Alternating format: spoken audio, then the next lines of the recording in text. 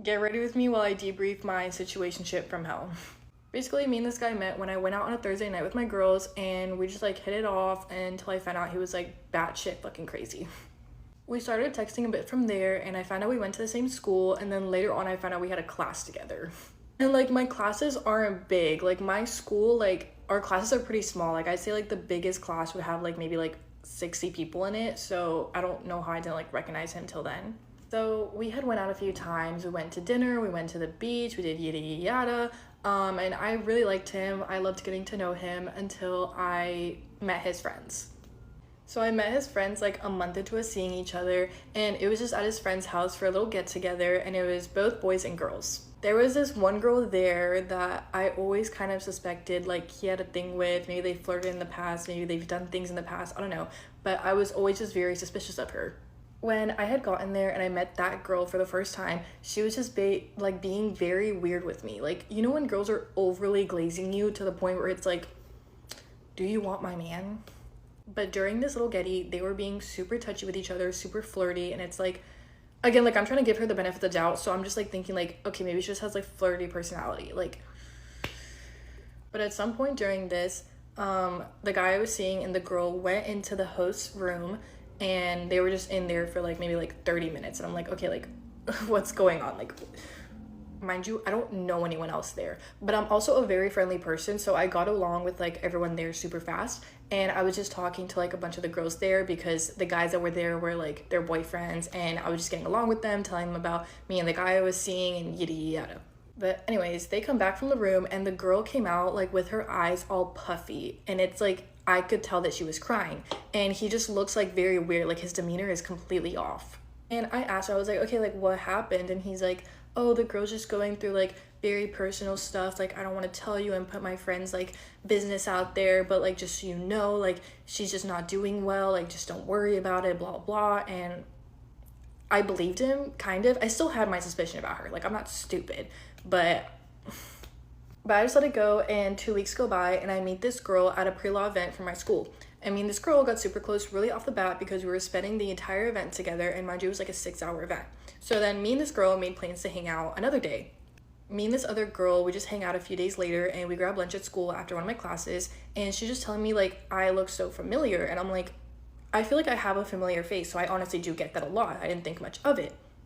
But then a few days later, I'm walking to my class that I have my man in, and my man is walking with me to said class, and I ran into my new little friend with one of her friends, and her friend just starts like tweaking, like literally pointing at us, and I'm just like I don't know what to think. Like I don't know why this random girl that's like friends with my new little friend is like tweaking over this, until I hang out with my friend a few days later, and she's telling me everything.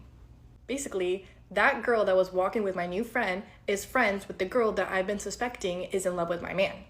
And my new friend was telling me that they have a group chat with all of their friends dedicated to me. And you know, I have been through high school in America, so I have had a group chat or two dedicated to me already. It does not feel good. In said group chat, I am the background of the chat, like literally just my face. And they would send photos of the girl that I was suspecting was in love with my man, AI generated photos of her with my man.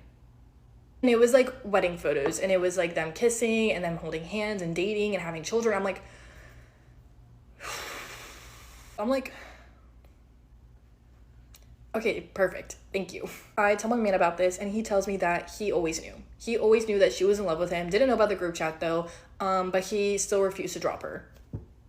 Mind you, I was seeing this man for maybe 3 months at this point, and we were starting to talk about like actually getting into a relationship with each other. And at this point, I'm just like, the fuck? Like. So after he refused to drop her, I just ended up dropping him because who the fuck do I look like? Like, you're not gonna play in my face. Like, mind you, I still had a class with this man. A few months go by, and we're currently in the summer, and I'm just like stalking him because I'm like, okay, like what is he up to, you know? And I see he hard launched the girl that he promised to me was not an issue and that he never wanted anything to do with. And then I'm hanging out with my new little friend, and she tells me how she dropped the girl that was in the group chat making fun of me, and then she tells me everything. And by everything, I mean that she tells me about the story of when I met all of his friends at that little get-together at his friend's house, and when she went into the room with my man, they were doing it. They were doing it in the room for 30 minutes while I was right outside. They were playing chess. I don't know when she found out about that, because the reason that she had dropped that girl is not anything that correlates to me. But she told me that it was like recently she found out, like right as she dropped the girl. So yeah, the entire time he was seeing me, he was hooking up with this girl. I still don't know why her eyes were puffy when she came out of that room. I don't really want to know why. I'm just gonna assume she was also crying because maybe I was there and she fell off about that. I don't know. Also, like, mind you, me and this guy were not doing anything like that, so I'm guessing that he would just come and hang out with me and then go and like crack her. But yeah, thank you guys for listening to how I got played right in my face. Peace. Story time on how my ex almost made me homeless when we broke up. So a bit of a backstory, we moved in together really, really quickly, like within 3 or 4 months of meeting each other, which was obviously way too fast and probably a huge catalyst in the ending of our relationship. He was in his 3rd year of general surgery residency at the time. I was working in tech. We were madly in love. We instantly connected. It was one of those instant bonds. We were just attached at the hip. I had moved from my apartment in Williamsburg, Brooklyn, to the apartment he was already living in the Upper East Side. I was not happy about living in the Upper East Side, especially where we were in the Upper East Side. We were on 96th Street, which is where the hospital was. And I was just not in the time of my life that I wanted to live in the Upper East Side, but I obviously wanted to live with him, so I was willing to sacrifice anything. And within a month of us living together, I was laid off from my job in tech. And I had been laid off before, twice. Both times I had gotten a job within a month. This time, in total, it took me 6 months. But the first month or two, it was fine. Didn't really affect our relationship. I did feel a lot of underlying pressure to contribute more because he did start paying more in rent. We weren't completely splitting it. Again, he was paying the full amount in rent before that. So, I mean, he was getting a deal with me moving in regardless. Not that that matters. But I felt really uncomfortable about that, I think, deep down, because I'm all about equality. You know, I want to be able to contribute just as much as my partner contributes. I'm a Libra. I don't know, just how I am. And so I would sacrifice studying for my interviews just to make sure that he had dinner ready when he came home. I would make sure all the laundry was done. I would be cleaning the apartment every single day. I was just constantly trying to like prove my worth to him because I felt so insecure about not having a job. Then like 2 or 3 months into me being unemployed, things started getting difficult. Obviously, when you move in with someone, you start seeing their true colors, and he is a very avoidant person. I'm a very anxiously attached person, which obviously caused a lot of problems. So whenever I would want to talk about my emotions or what was going on, it overwhelmed him. He also had a really busy schedule, and he was around 9 people every single day, and so it was just intense for him. And I am an intense person, so I can understand that it was a lot. And I also got really depressed and anxious. I've always been a really anxious person, but depression got me real bad during this time because I wasn't working and I was away from my friends. If I were to get to Williamsburg or anywhere in downtown Manhattan, it would take me like 45 minutes. And so it was just tough for me. And obviously my friends didn't want to come all the way to the Upper East Side. I felt like I needed to be at home all the time, either taking care of things in the apartment or studying for interviews. We were actually also planning on getting engaged. And this was after I had lost my job, like within those first couple months where things were still really, really good. Like we went ring shopping, and I feel like that's when things started kind of declining from there because I think we both weren't ready, but we weren't honest about it. And that's just how this vicious cycle of push-pull kind of started. I'd be like, well, what aren't you saying? I feel like there's something you're not telling me. And he's like, there's nothing. I don't have anything to say.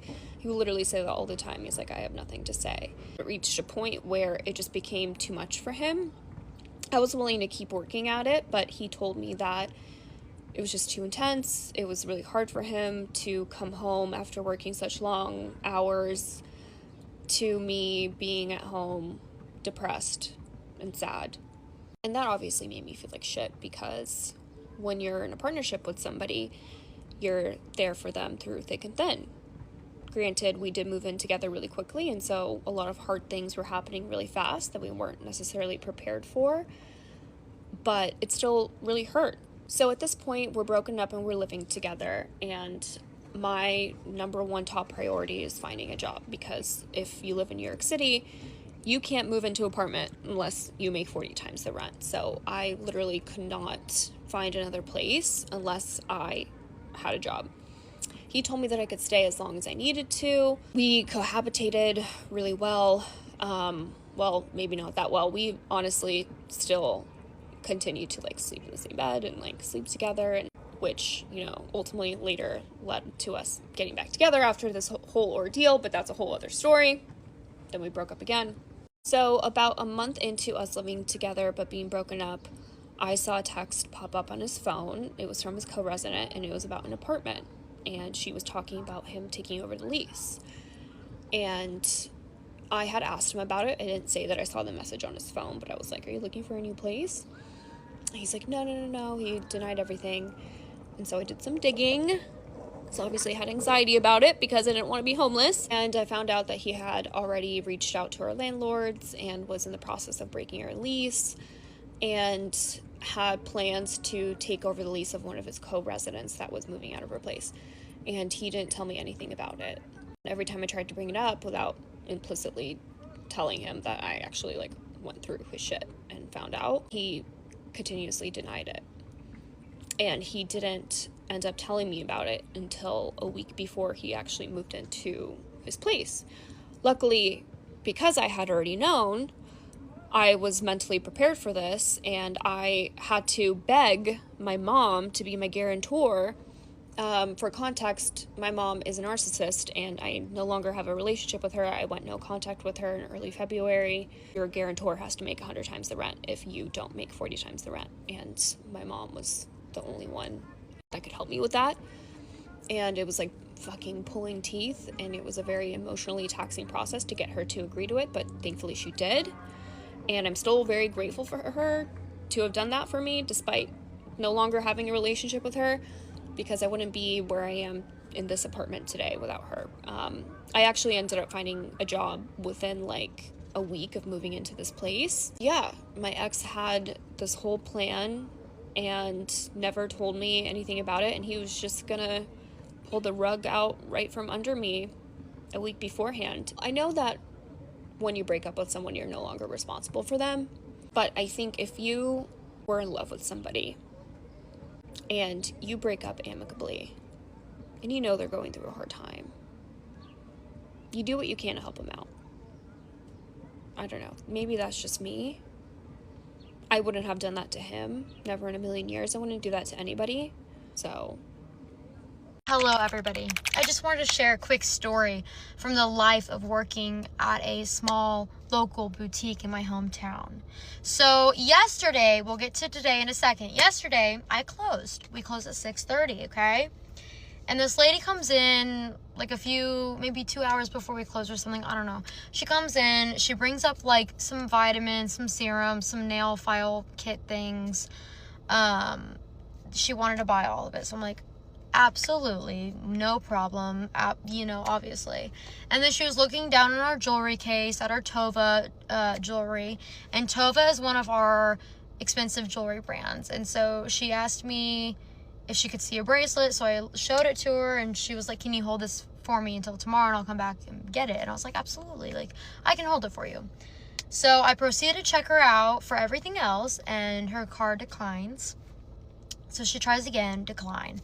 And she's like, what's going on? Like, and I was like, I don't know. Like, it just says decline on my side. Like, I don't know what's going on. And so she was like, well, can I just come back tomorrow? I lost my debit card, so can I just come back tomorrow? So I was like, yeah, I'll hold it for you. You can come back tomorrow. Did not think she was going to show up. So today, 10 minutes before I close, mind you, the boutique I work in is in a pharmacy, and the pharmacy closes at 6:30. And so for whatever reason, they want me out at 6:30. So I usually use those 5 last minutes to close the registers and get out. So she comes back in 10 minutes before we close. I'm like, oh my gosh, you've got to be kidding me. So she comes up and she's like, I'm back. I'm like, oh my gosh. And so she's standing there talking to me because she was like, you look the exact same. Like, were you wearing this yesterday? I swear you've been here, like, you never left. Yeah. And I'm like, bro, I literally, like, maybe it's my hair. I don't know. Like, I don't know. Finally, she was like, okay, I'm here to buy my stuff. So I'm like, okay, let me go get it for you. So I bring out all the stuff and I lay it out on the counter and I'm like, okay, do you still want all of this? Is there anything you don't want? So she still wanted all of it except for 2 things, but still she wanted me to hold the bracelet to tomorrow and she'll come back and buy the bracelet tomorrow. So I'm like, okay, fine, whatever. But she was gonna buy the rest of the stuff, and then she went away for a second, came back with some like lotion and stuff that was on sale. And so I start checking her out and I go, okay, like, it's ready for you. It's $78. It's ready for you. Decline. Oh, I'm sorry. It didn't go through. It's declining. Okay, let me try again. Decline. And she's like, I don't understand why it's declining. Like, I have $600 on my Venmo. Like, blah, blah, blah. So she tries again. I receive a $6 payment. So she still owes like $71. And then, because I thought she was going to buy all this, I had it all in a bag, like, ready to go. And so she takes the bag. I don't even know what happened. Like, she took the bag and she kind of, like, started to walk away. And I was like, you still owe $71. She was like, what? And I was like, you still owe $71. I only got $6 from you. And she was like, I don't understand. And I was like, I don't understand either. Like, you say you have $600 in your Venmo account. I don't know. I literally don't know. Because she's doing it all from her phone because she said she lost her debit card. So she's doing it all from her phone. Like, I don't know what she's doing.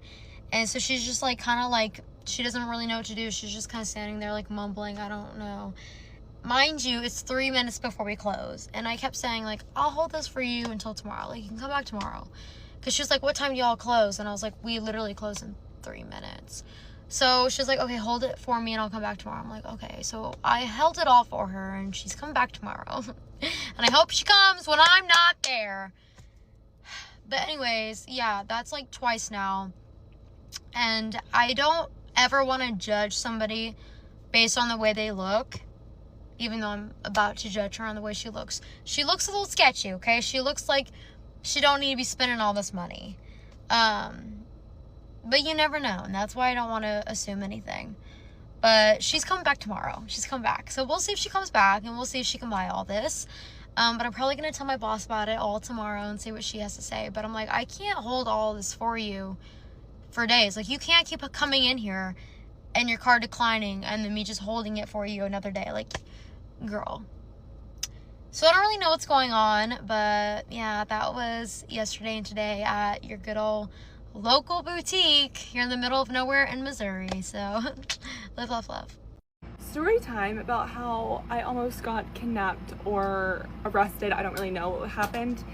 Basically, I'm in Charleston for my friend from home's bachelorette party, and I flew in from LA. So I got in at like 1:30 because my flight got delayed, whatever. I call an Uber and he comes and he picks me up, and immediately I'm like, vibes are off. Like, he just seems kind of odd, but I'm like, okay, like, benefit of the doubt, maybe he's just like a quirky guy, whatever. I'm also exhausted, so I get in the car, we start driving, and immediately I'm like, is this man like drunk right now? He wasn't even driving bad yet, but he was like fidgeting. He was like throwing his arms around, putting one leg up, one leg down. He's like sweating. And then I saw like a Solo cup in his like, you know, his cup holder, but it didn't smell like alcohol. So again, I'm just like hoping that I'm fine. As soon as you leave the airport, you're like on the highway. So we're on the highway. It's a 40-minute drive. So I'm like calling friends. I'm like, somebody please answer me right now. I don't know what to do, but everyone at the house was asleep at this point. So I was kind of like, okay, I'm on my own here. Probably like, why wouldn't you say pull over and get out of the car? But it's like the middle of the night. It's almost 2 a.m. I don't know where I am. I don't live here, and I don't know anyone who I can call. So I was like, first of all, I don't want to get dropped off on the side of the road, and second of all, I don't know this man. He's like a bigger guy. Like, I don't know if he's gonna get mad that I'm wanting to get out of the car and like go crazy and like retaliate. Like, I don't know if he's gonna get mad. I was like, I could call the police, but he would hear that and he would get mad. Like, I don't know what to do. So I also wasn't for sure he was drunk, but there was definitely something going on. And then as we got closer to the house, I was like, okay, yep, he's drunk. He was like swerving and just, again, we're not really talking because I'm on the phone with my friend in LA trying to just like be on the phone with someone to distract myself. But I can tell, I'm like, okay, the driving is getting worse, but we are literally pulling into the neighborhood at this point. We pull up to the house and 4 cop cars come and swarm around the car. I get out and they're like, ma'am, and I'm like, look, this is my Uber driver. I'm gonna go inside. Like, am I good? And they're like, yeah, you can go inside. And I was like, okay, cool. But by the way, his man is definitely drunk. There is something going on. And they're like, okay, ma'am, like, we'll take care of it.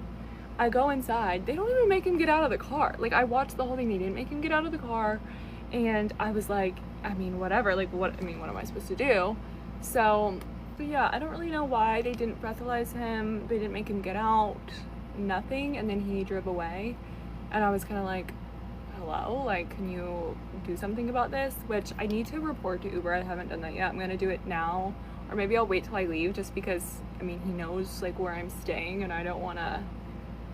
I don't know. You never know. People are scary, but that's just like being a woman, I guess. Like, you kind of just have to like be quiet until you're safe enough to do something. Like, I don't know, but so that itself was pretty crazy. And then today we're on the beach, and of course we get in trouble for open containers, which we all know that you can't do that. We're from North Carolina, but like, I don't know. We just kind of forgot, and we popped a bottle of champagne, and then a cop pulled up and was like, what are you doing? How am I encountering the police twice in less than 24 hours? But he just gave us a warning and went on with his day. So if you're watching this, cop, thank you.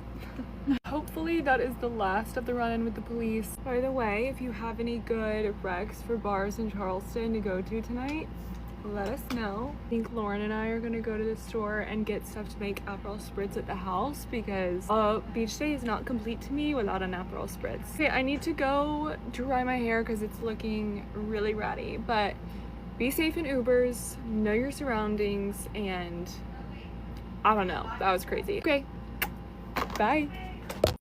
Okay, I'm getting ready for work, and I normally don't ever do talking videos, but this week was the 1-year anniversary of my boyfriend passing away, and I wanted to share a little bit about him because I post a lot of him on my page, and I feel like I don't actually get to share about him or like tell people about him, and that's my favorite thing to do. So tragically he passed away a year ago on Monday, June 8th, 2025, to suicide, but his life was a lot more than how it ended, and he left us with a beautiful poem. I didn't even know he was a poet, so I'm gonna have to talk to him once I get wherever he's at. But yeah. I'm also getting ready for work right now, so don't mind it if I'm looking a little bit crazy, but I have him right here on my nightstand. This is us New Year's Eve, 2023. So that was him in his little Snoopy shirt. I love that shirt. It was so soft. Kai and I met. So Kai and I went to the same high school all 4 years. He had moved from North Carolina to Ohio, which is where we both went to high school. But I actually did not meet him until a couple days after graduation. My friend at the time actually was going on a date with his best friend, and she was too nervous to go, and so she called me and was talking about it, and for some reason, out of the blue, which this is totally out of my own character, to just be like, I'll be your wingman, tell him to invite a friend, we can go on a double date. So they came over and they picked us up, and when I opened the door, they were both standing outside of the car waiting to open our doors for us, which was crazy because we were not expecting that. But I got in the car and we started heading off to Swenson's, which we were getting milkshakes and just hanging out and like talking and stuff. And on the way there, I was just, like in my full-blown like wingman mode, like thinking like, I'm here for Savannah, I'm not here for myself. Like, I was not interested in like trying to date anybody until I looked over and I literally looked at him and I was like, in my head, I was like, oh shit, I don't know if I can perform my, what I'm here to do, because this man is literally perfect. And so him and I, like, started talking a lot and hitting it off really well. We got to Swenson's, and we were hanging out there for a while, and then we were like, what else can we do? So, because we just didn't want to go back yet. Like, we were having so much fun. Like, all of us were just vibing. Like, it was great. So we decided to go to a park, and so it's like 11 o'clock at night. We go to the park, and we're like, let's walk around. So we get out of the car, and immediately he scares both me and the other girl, and we're like, nah, we gotta get back in the car, because I'm a bit of a scaredy cat. So we got back in the car, and we were like, what else can we do? And so he suggested a movie, and so he buys all of us tickets to go see Evil Dead Rise. I don't do scary movies, but I was like, I'm kind of vibing with him. I'm just gonna go for it. And he was like, okay, I'll have the movie tickets, like, let's go. Well, it turns out he accidentally got movies for 12:30 p.m. and at a.m., which was for the next day, which honestly worked out really well. I'm not mad about it. So he was like, oh shoot, guess we have to hang out for tomorrow, which is very smooth. But we were like, at this point, I was like, I kind of want chicken tenders, which is a really weird, like, midnight craving. And so we went and got Denny's. Never been there, haven't been there since, but we went to Denny's because they were open. It was like the only place. It was like 12:30 at night at this point. So we went there, and then afterwards I was like, you know, let's go back to my house and hang out, because I did not want the night to end yet. And so we went back to my house, and we watched a movie, and he put his arm around me for the first time, and I was at the most awkward angle. I literally was like, I had a kink in my neck, and it hurt so bad, and it was so awkward, but I was like, I'm not moving a muscle. Like, I'm like this perfect person. I'm like, what is happening? And so, yeah, we went, and it was great, and we watched a movie. I remember what it was. The movie was Missing. I don't know. I didn't like that movie. I didn't think it was that good. But anyways, after that, it was like literally like 5 a.m, and we were like, okay, like, we gotta get back to Savannah's house because we've been out all night long. Her mom's probably like, what the hell are these people? And I was ready to like go to bed and stuff. And so I got back, and on the way back, he handed me his phone, and I typed in my number, and I texted him, and I was like, it's Alex, whatever. And I got home that night, and before I went to bed, I got my first ever text from him, and he was like, that was really nice, like, hanging out and everything. And yeah, so I went to bed, and the next day we had plans because he actually got the wrong movie tickets, which I think was the best mistake he ever made. After that night, I actually went to bed with the biggest smile on my face, and honestly just kind of surprised that I didn't want to admit it yet to anybody else that I was really interested in this guy, but everyone could tell. And that night, actually, I had a dream that him and I got married, and it was like a dream of our wedding, and it was so perfect and beautiful. I mean, I remember waking up and being like, that's the craziest shit you've ever done, but I have to leave for work. So yeah, that was our first date, and yeah, if anyone listened to this, that's cool. That's a little bit about Kai. He was the most intriguing person I've ever met, and he was super tall too, so that was super nice. But yeah, that was one of my favorite memories to look back on, and I cherish it. And yeah, I had to leave for work, but I have a lot more to share, so maybe I'll post more. Who knows? Thank you. Get ready with me for work while I talk about my boyfriend who has passed away. So I posted a video a little bit ago, like yesterday, I think, and I was just talking about like him and the first time we met and everything. So, and I really liked just talking about him, even if it's just my camera. So I thought I would do it again. So after the first night we had met, kind of an accident, but he accidentally, like, long story short, booked movie tickets for the next day instead of that night. And so the next day I woke up and I called my friend that went on the double date with me, and I was like, let's go to the movies now. Like, let's go meet them at the movies because we still have those tickets. Ooh. So I called her and she was like, actually, we didn't hit it off very well. Like, I don't really want to go. And I was like, oh no. Which I hadn't told her yet that I was interested in Kai, so she didn't know, and like, it's fine. But I did end up forcing her to go because I was like, they bought these tickets. Also, don't mind how gross this is. For some reason, this leaks all over, and it's like all over my makeup drawer, but it's fine. I ended up forcing her to go, and so I was like, get ready, I'm coming to pick you up, like, we're going to that movie. I don't care. Which I was like, they already bought the tickets, and I don't want to be rude, and then also, I did want to see him again, but I was not admitting that out loud yet. And I had just woken up from a dream where we had gotten married, which is, okay, psychopathic on my part. I literally woke up and I was like, I think I'm a crazy person. But of course I was like, I need to see what this guy's about. And if I like somebody, like, I don't know, the way I really liked him, I did not want to say it out loud because I didn't want to jinx it. And this is like kind of my first, like, well, he ended up being my first real relationship, so I was very quiet about it at first, and I didn't want to like tell anybody. Really just like swept up in the moment and was like, I just need to know more, I just need to be with him. Also, I'm low-key horrible at makeup, so don't mind it. We honestly were really late to the movie because I woke up late and it took kind of forever to convince her. I really wanted to see him again, so I was like, obviously we're going. But we ended up going, and I sat next to him, and we were like the only people in the theater. It was kind of funny. And we saw Evil Dead Rise. Holy moly, I think I spent the entire movie with my head like in the seat. I don't do scary movies. It was so scary. So I was quite interested if I was going to a scary movie for this man.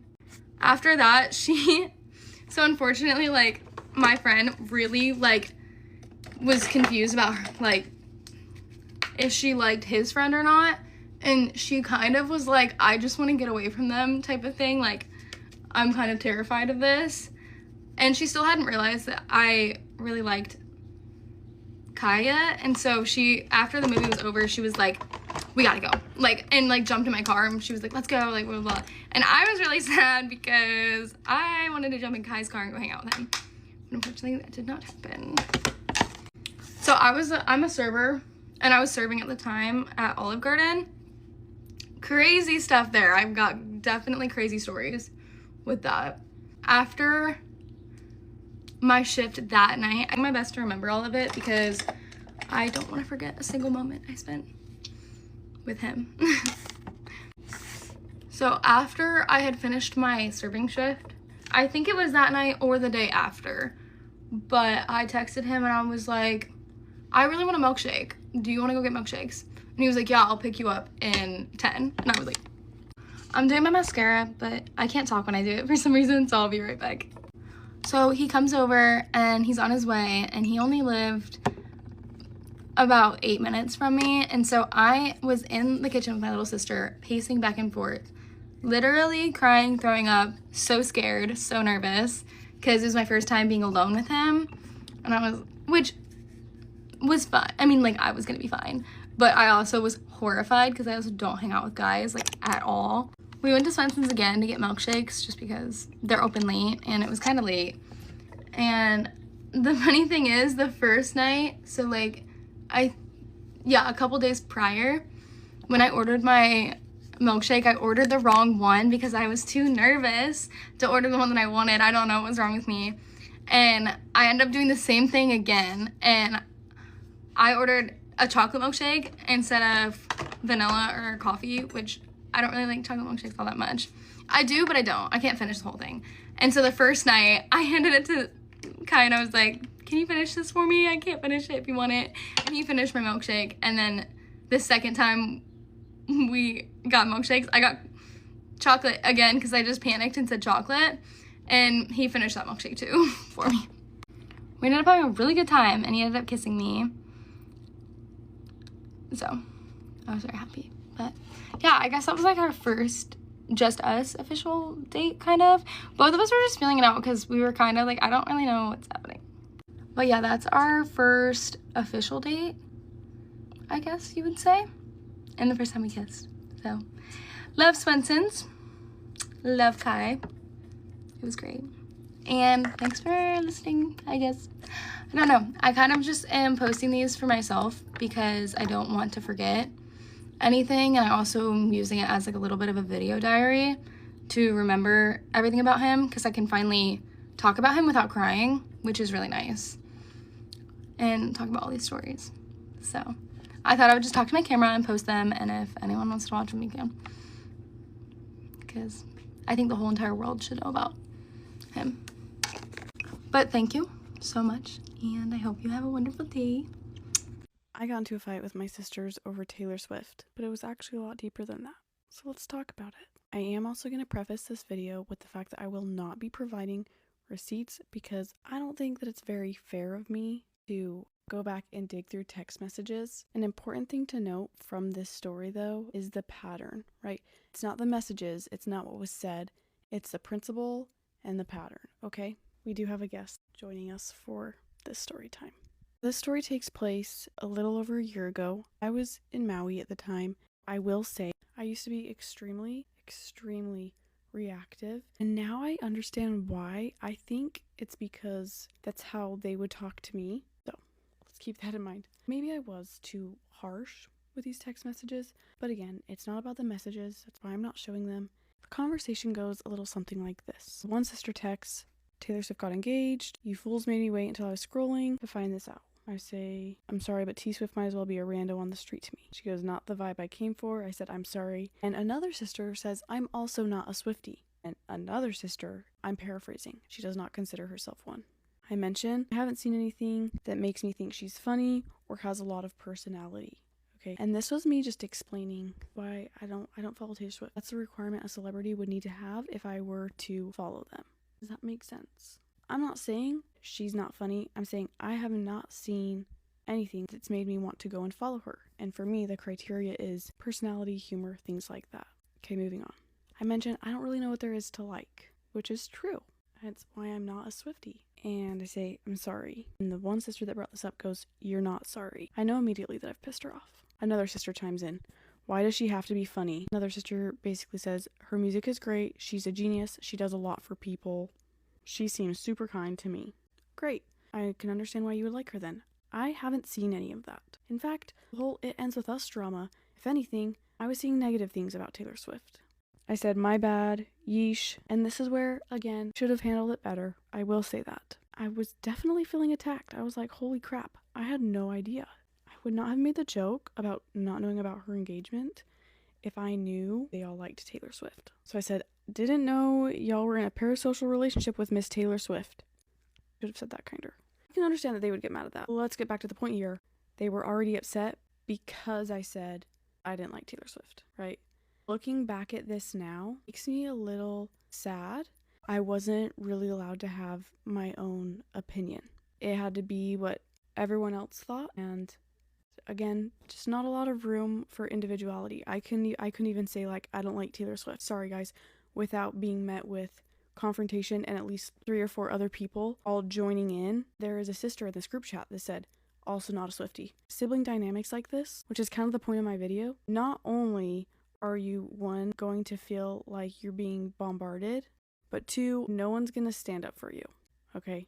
Maybe it was my delivery. This has happened multiple times where I've kind of gone off the rails because I felt like I wasn't even in control of my own opinion. I didn't have one. And that's another video for another time, and now we'll focus on this one. Another sister goes, "Don't be ridiculous," referencing me saying it seems parasocial. She then says, "We can defend someone who genuinely seems like a good human." This is after the whole "It Ends With Us" comes out, okay? Maybe they weren't following that, which did I hop on that and say, "Oh my gosh, I can't believe you guys. Didn't you hear about all this stuff with Justin Baldoni?" I saw him in Maui, by the way. They did not believe me, but bro was in Maui. I saw him at my favorite coffee shop. We can defend someone who genuinely seems like a good person. Okay. I haven't said anything in like 5 texts. I have not said a thing. Another sister goes, "Michaela, BFFR." There's another one basically alluding to the fact that I'm on TikTok too much, and there's no reason for me to be defensive. Mind you, there's 3 sisters. There's 3 siblings right now telling me that it's not okay for me to dislike Taylor Swift because she's a good person. I feel like there's just like a lot of irony in that. Are we starting to see, well, maybe I'm the only one that sees it. That's also a possibility. My next and last response is the fact that you guys are getting upset over that comment leads me to believe you don't understand what it means. That was me trying to explain, like, this isn't a negative thing. Like, parasocial isn't negative. Getting this upset over me saying I don't like Taylor Swift felt parasocial to me, but maybe I'm wrong, and maybe I don't know what it means. The next text is, yes, Michaela, because you are the smartest person here, as always. I used to think the problem was I shouldn't have said I didn't like Taylor Swift, when that's not the problem. The problem is that it almost felt like I wasn't allowed to like or dislike something for myself. I'm still not a Swiftie. If you've made it this far, thanks for watching, and I'll see you on the next one. Get ready with me while I tell you how I found out I was pregnant at 61. Backwards. Okay, so I actually found out, I found out before I missed my period because I just knew. I just knew. Okay, so I was already nervous and telling him that I already had a gut feeling, and he was just trying to reassure me, obviously, because nobody wants to be in that situation. So he was like, you're okay, this happened before. Nothing was wrong, obviously. I was like, okay, you're right.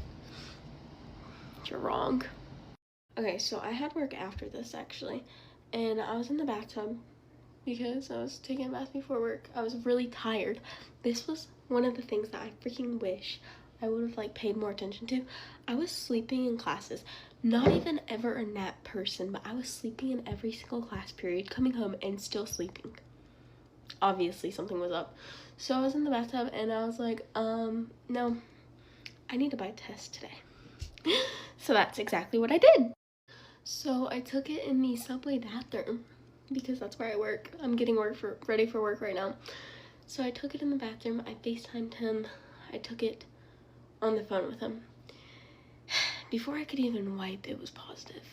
And I was in so much shock. I wish I would have filmed my reaction. But I ran out of that bathroom to my coworker and I was like, is this positive? Is this positive? My boyfriend crying, sobbing on the phone. And I'm like, I'm sorry, but this was you too. Okay, so it never really hit me for a couple of days. And so it was kind of just funny to me while he was upset. And then once he kind of got used to it, I guess, he was fine. He was excited. I'm like, why are you excited? So I was really sad for a couple of weeks because I was terrified and he's excited. So that made us clash a little bit. And then we didn't tell anybody for months. It was 3 months. We went to prom. Nobody knew. I told a friend or two and my sister, and that was it. So nobody knew. This was a whole big secret. I felt alone.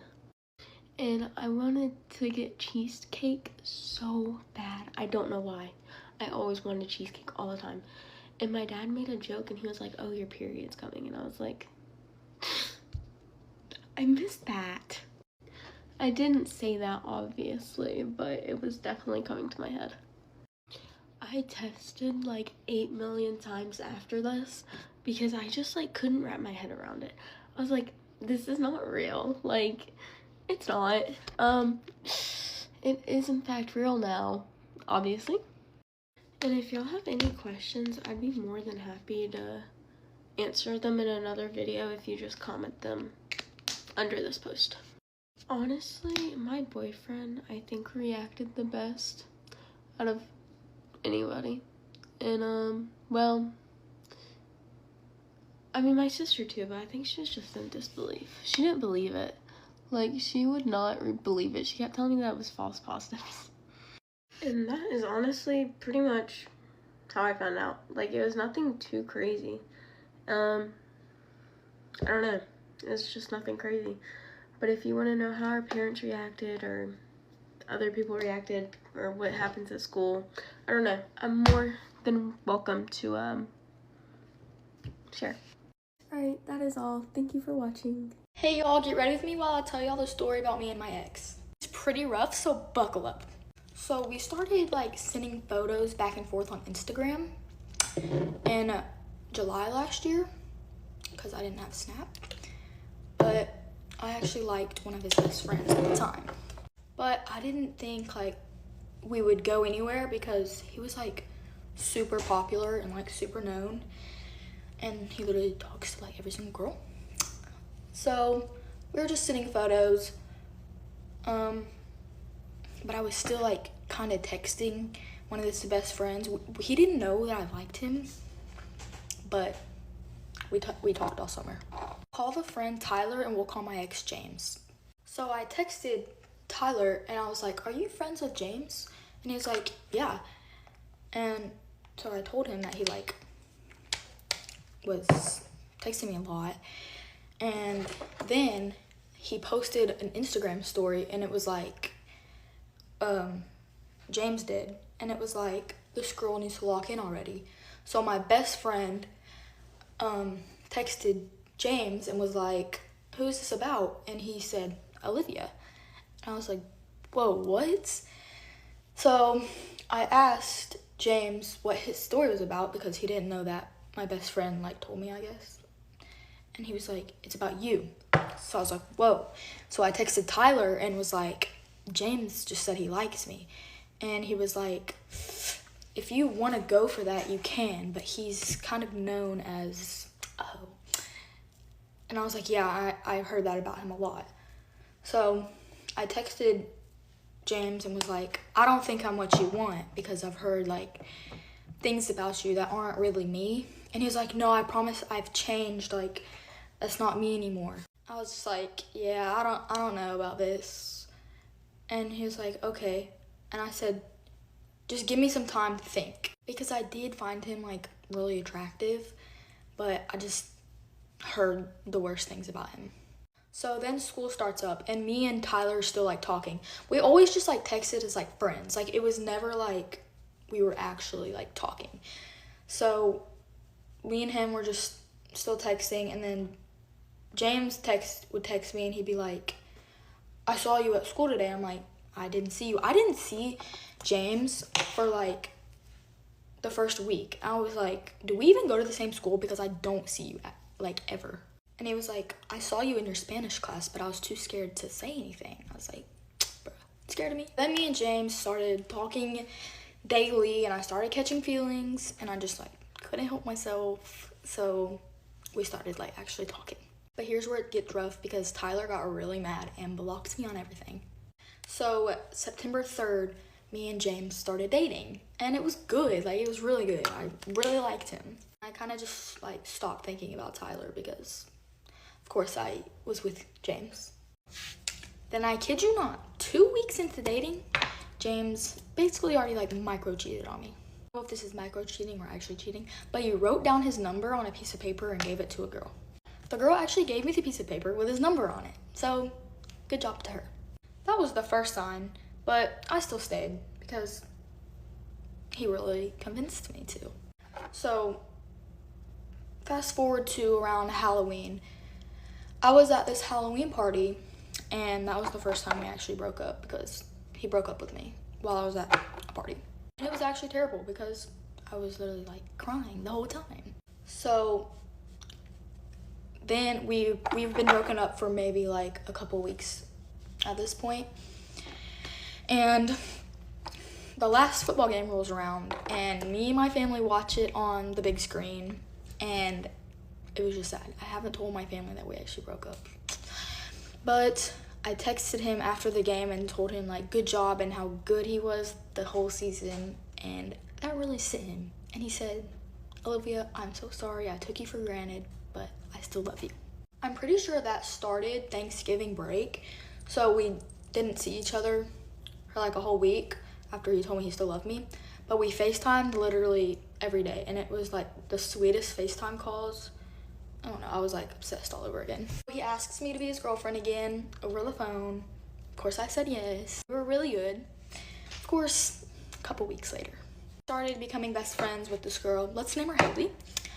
Me and her were best friends, and also her other best friend was James's ex. me and James were like good for months, all the way up until around April. James says he's going on a cruise, so I'm like, okay, cruises? Anyways, my friend Haley booked the same cruise, invited me to go with her. So me and James were about to go on a cruise together. Until me and James were on FaceTime and he hung up on me just for me to find out he went to go call his ex. That Haley actually was basically helping them cheat on me. So after I found that out, I blew up on James, because who wouldn't? That led to us breaking up, of course. So I would have to see James and his ex walk around school every single day. It was literally the worst time. And I kid you not, they would make me see them on purpose. Okay, sorry, I got my dates mixed up. That was around February. They were still talking. His birthday is February 17th, and we haven't talked for a couple weeks, but it was his birthday and he wasn't at school. So I texted him after school, happy birthday, who would do that? And he was like, thank you, I just want to tell you I miss you and I'm sorry. I'm like, are you not talking to your ex? And he was like, she hasn't texted me all day and it's my birthday. I was like, whatever makes you happy. And he was like, I'm not happy, I'm happy with you. So at this point, my self-respect is literally on the floor. I got back together with him. Since my best friend Haley helped him and his ex basically get back together, I blocked her on everything, so cruise is out the window.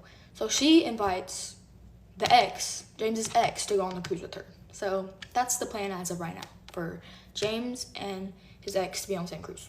At this point, my parents literally kind of hate him, but we're still dating. Then I go to my friend's house and we plan to go to the movies the next day. And I didn't tell my mom I invited James to go. And James's mom texts my mom and is like, hey, who's all going to the movies? My mom's like, she didn't know James was gonna be there. So she comes and picks me up 15 minutes into the movie. It was really embarrassing. She was like, come outside. So I get in the car and I get grounded for about a month. So now we're just not allowed to be together. But knowing us, two kids in love, we still stayed together. Of course, I didn't have my phone, so we texted off my computer. The whole time was spring break, so we didn't see each other. Until school came back around, we still walked each other to classes. We still talked every single day, anytime we could. Then he breaks some news to me that he's moving in about a week, 3 hours away. So at this point, we're like, okay, we have to spend every single moment together. Of course, I was devastated because he was my best friend. So we spent about as much time as we could together, in school, until the time finally came that he had to leave. Also, the day he was moving, he had TSI testing, so we barely got to see each other that day. So when he got to his new place, we basically still were dating for about a week until he was like, nope, can't do this. He switched up so fast. Makes me think that he got a new girl. But basically, since he moved, we've been off and on until about a couple weeks ago, where he came back, but he left again. He didn't leave, but he blocked me. I don't see him coming back again, and I don't see us talking again.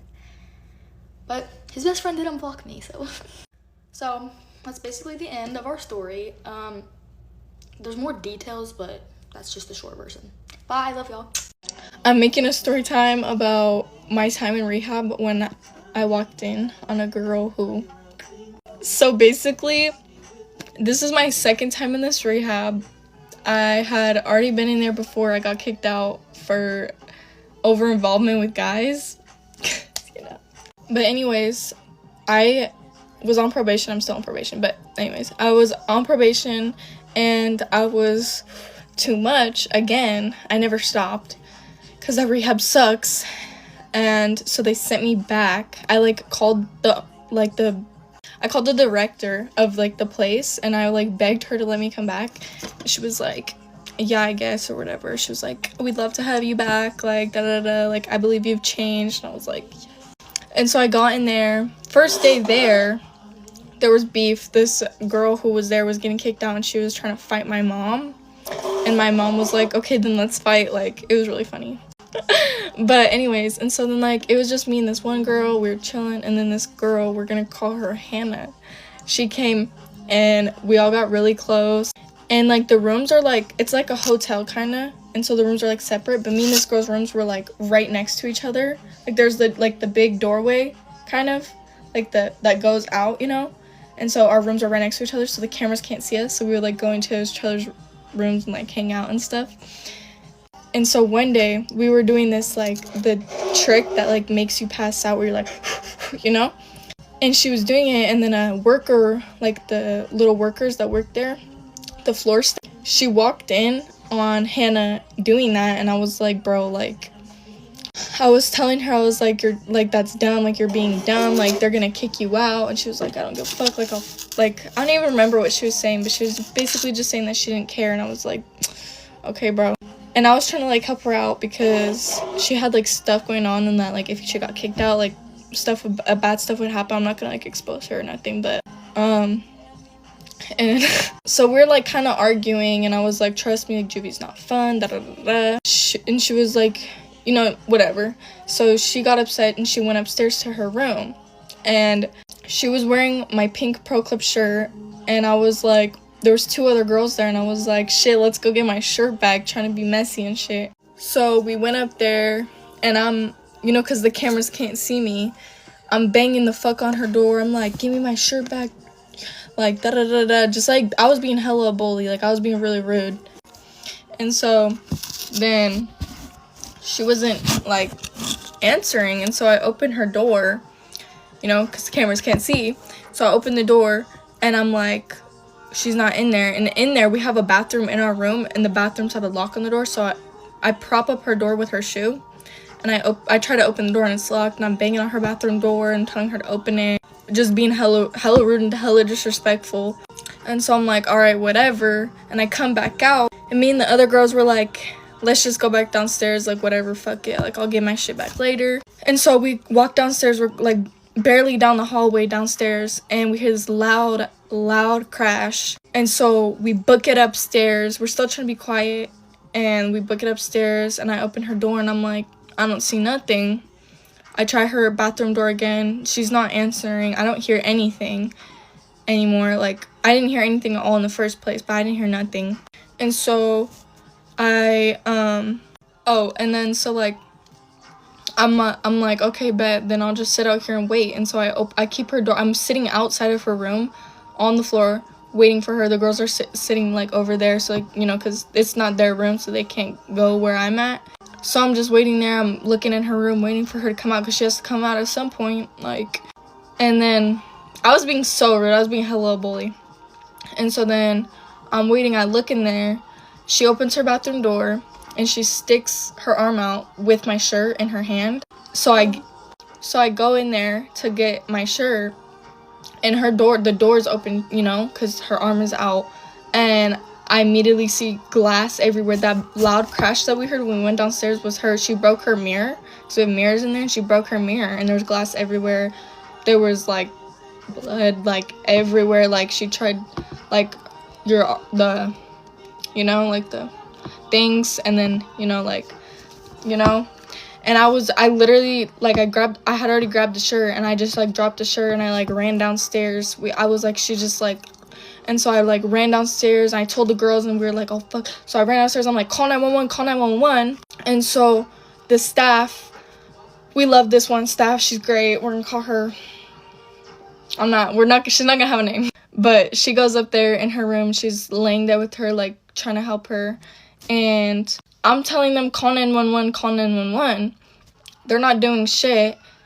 And so I'm like mad as hell, because they can't put their hands on us. So if she wanted to go back and do whatever in her bathroom, then she could have, because they can't touch us.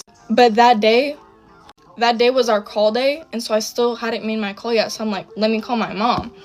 And they're waiting for the big boss to come, and they're not letting me call my mom at all. And they're not calling 911, they're just sitting there. So we're standing downstairs in the hallway, like waiting for some shit to happen. And then one of the staff walks upstairs. I fucking hate her. Her name's Shelly. I fucking hate her. She's a dumb, weird bitch, and she's old, and she needs to retire already. And she walks upstairs. She's up there for maybe like 10 minutes. She walks downstairs, and it sounds like she's laughing. We're like, does this bitch have breathing problems, or is she laughing? Like, what the fuck is good? And so we're like, what the hell? She was laughing. We found that out later, that she was actually laughing at the girl.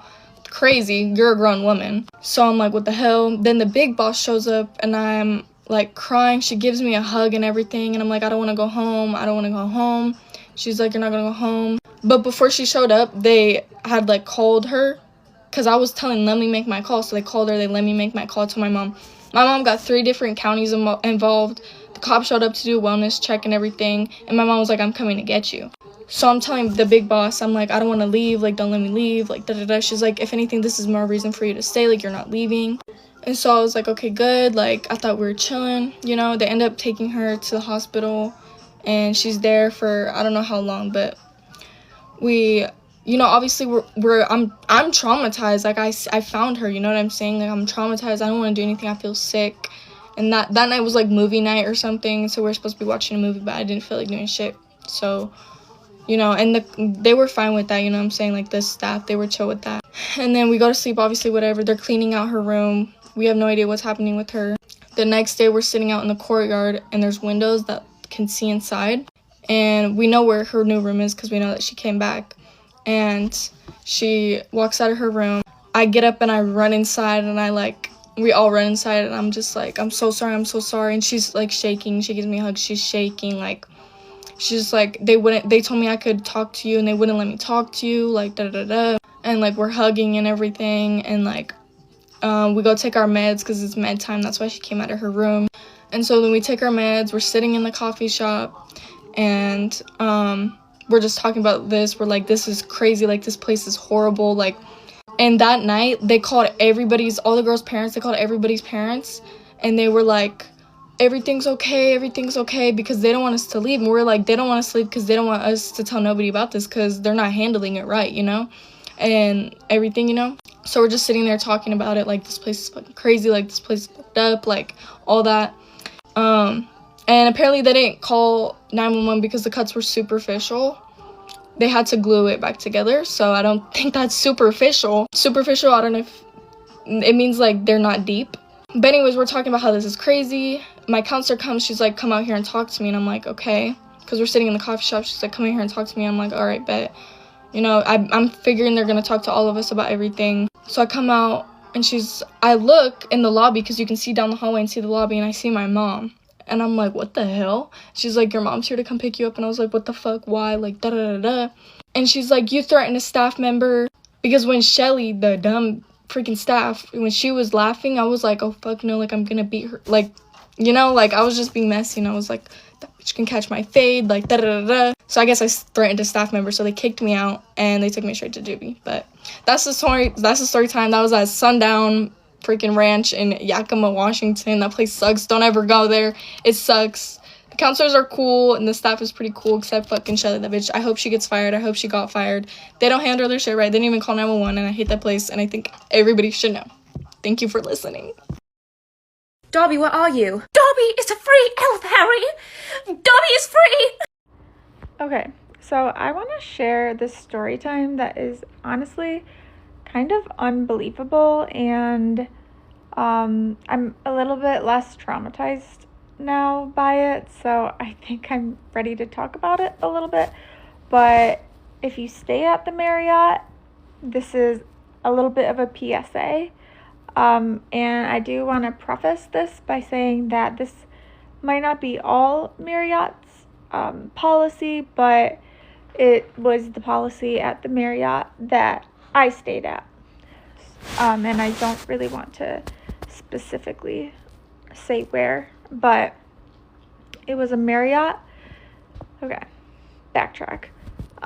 So I live in New York, and I met a guy when I was in Pittsburgh, and we had just been talking, and he asked me to go to Chicago with him for the 4th of July, and I was like, yeah, that sounds fun. And we had been talking a lot, so and he was really nice. seemed trustworthy. He seemed like a protector in a way, you know. Like, we were supposed to go on a boat, and I was like, what if I drowned? He's like, I wouldn't let that happen. You know, it was like, you know, I felt safe. I felt like I'd be safe going with him. And, you know, so I said, yeah, let's go. Like, that sounds fun. So he gets me a flight. I fly United to Chicago, and then he flies from Pittsburgh to Chicago. And I get to this Marriott hotel first, and he put me on the reservation so I can check in. Right, so I check into the hotel. I put my card down for incidentals, or if anything gets charged to the room, my card is on file. No problem. I get a key. I go up to the room. I'm just chilling, having fun. And then he eventually gets there, comes upstairs, blah, blah, blah.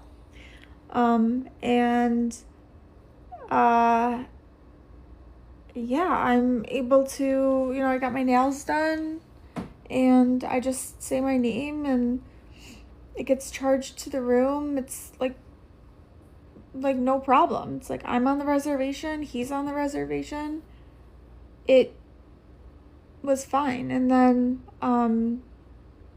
there was one night, we go out to a bar, and I see this guy from back home, and I just thought it was so insane. I'm like, oh my God, what are you doing here? You're in Chicago. Like, how do we end up at the exact same place? And I mean, it actually was a guy that I thought was really cute, and he goes to my gym, and he is really cute. He is really attractive. But yeah, so I talked to him for like 5 minutes, blah, blah, blah. And the guy that I'm with is sitting there. I didn't introduce him because I don't really know the other guy like that. And also the guy from Pittsburgh, his cousin and his cousin's boyfriend was there, so it's not like he was sitting by himself. And anyways, so I'm talking to my friend from back home, and this girl with little Jello shots comes by, and I'm like, oh, can we get one? And it's for, you had to pay cash. And he didn't really say yes or no, so I didn't know if he was gonna get any. So I went back to my conversation, and then this guy left. He walked away, and I turn around and I see that they all took Jello shots, and I was like, oh, where's mine? And he didn't get one for me, and I can only assume it was because I was talking to another guy, which was a guy from back home, which, you know, he's from back home. I can see him anytime that I want if I wanted to. Anyways, so I kind of like just pushed one of the cups towards him, and the blue dye got on his shirt and whatever, and his cousin freaked out and was like, don't do that to my cousin, and la da da. Really freaked out. And then so did her boyfriend. Her boyfriend got mad also, and they were like, don't do that. You should leave. Go hang out with your friend.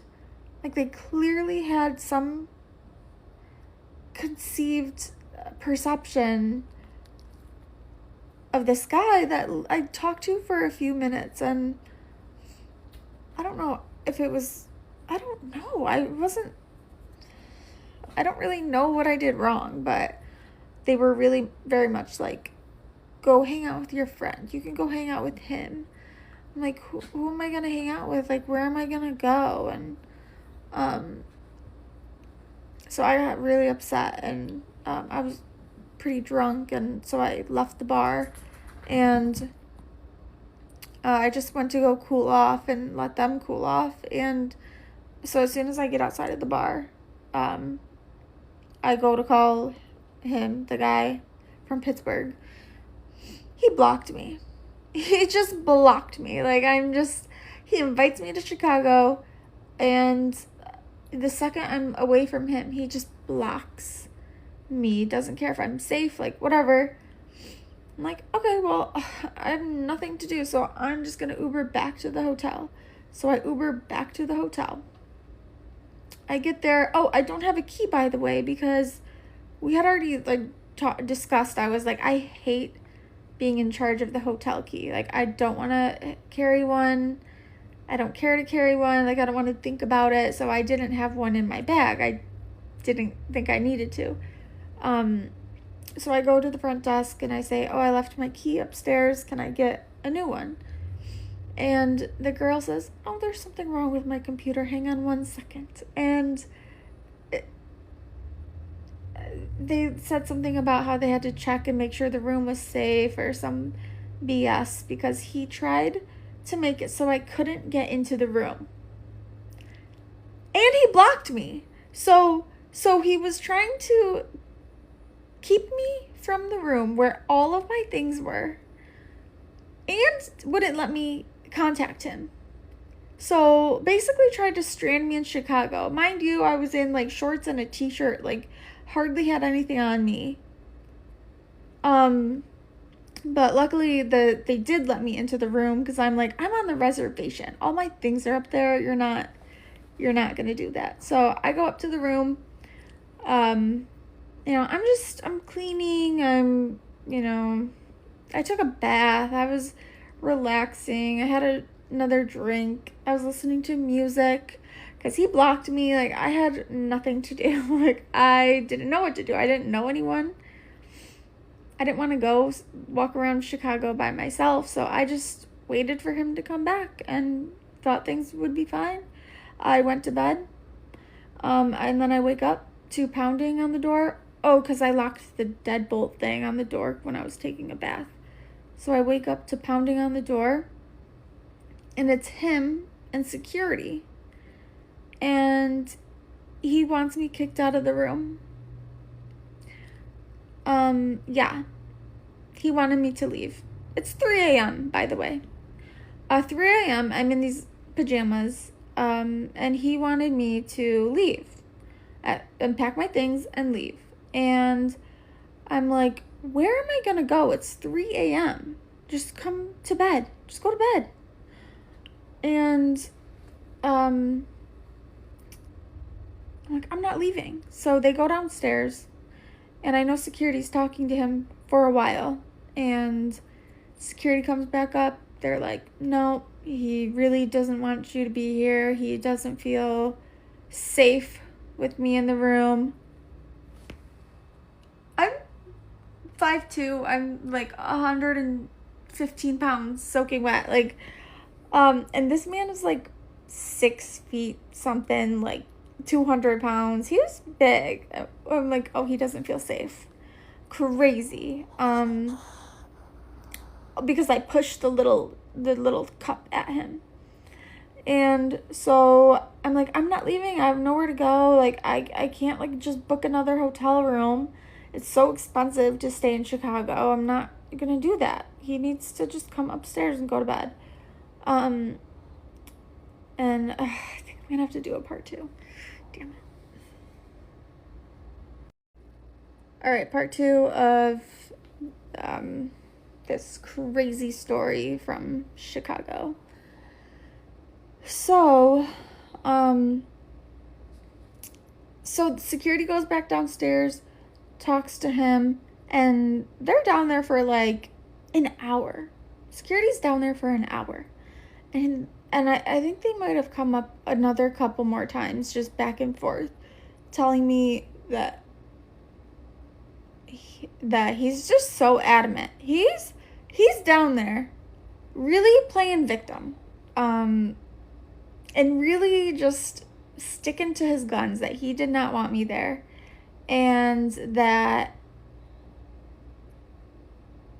was it. He wanted me to leave. And I'm tell security at the hotel and the staff, I'm like, how could he just kick me out? I'm on the reservation. I put my card down. I can get a key. I can like do all these things. How can he kick me out? And they tell me it's their policy because he booked and paid for the room that, and he's the owner of the room, that he's entitled to do that. And that's just their policy. And I'm like, but like, what if I had paid him? Like, only one person can actually book and pay for a hotel room, whether, no matter the arrangement. So I could be paying for the flights. He pays for the hotel. How can he control that? How can they make that call if he added me to the reservation? And I would understand if I wasn't on the reservation, or if I was just a guest of his that was there for the night. But I was on the reservation. I was staying there. I don't live in Chicago. The plan was for us to be there, and that's where I was staying. And so I'm like, how could, men are supposed to be protectors. How can he kick me out of the hotel room at 3 a.m. in the city of Chicago? Nowhere to go, and how can he do that? Like, how can a man... You're not a man if you can do that to a girl. I think that it was totally insane of him to do that. But I did ask the hotel staff. I said, so, because they told me, they were like, we would have to call the police to get you to leave if you don't. And I said, okay, well, what happens if you call the police? Like, do we both get kicked out?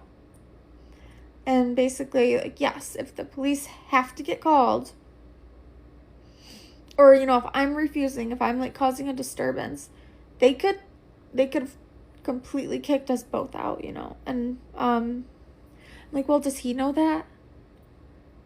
And so they must have relayed that to him in a certain type of way, so that he agreed to book me my own room. But he booked me a room at a different hotel that was less nice. So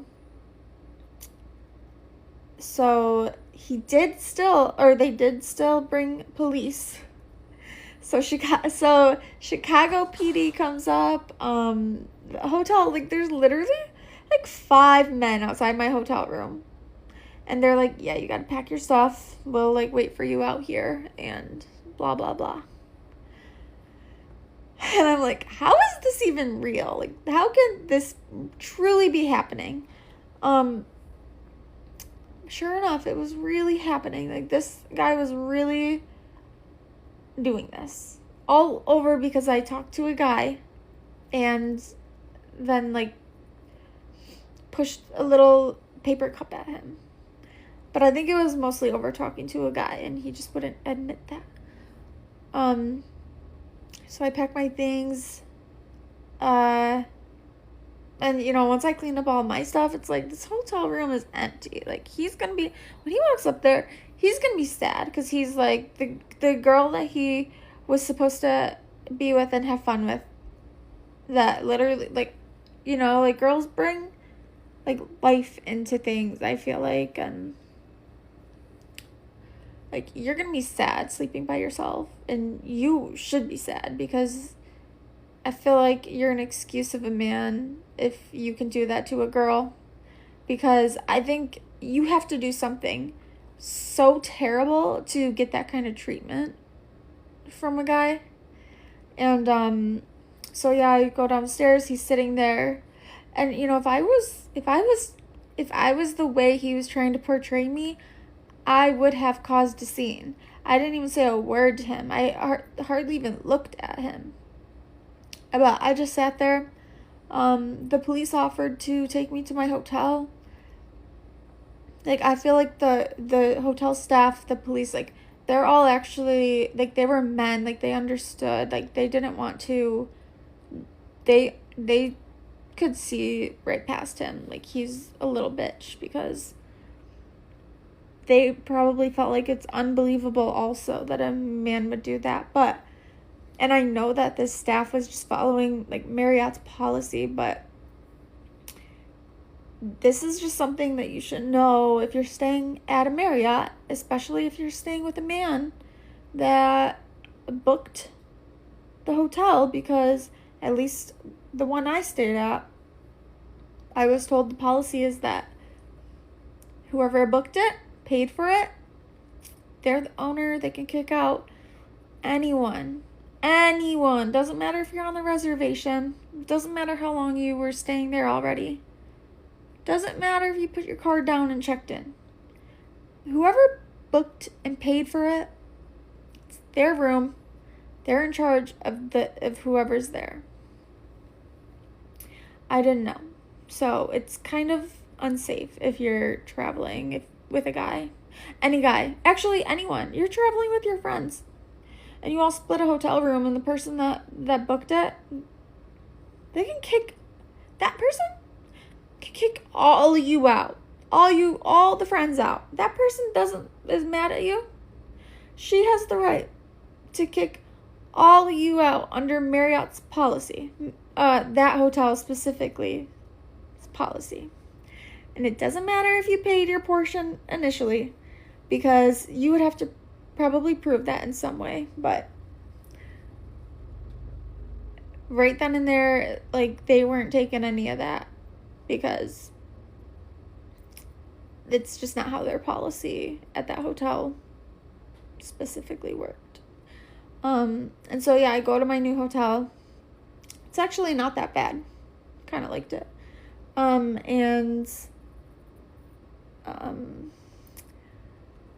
The next morning I wake up,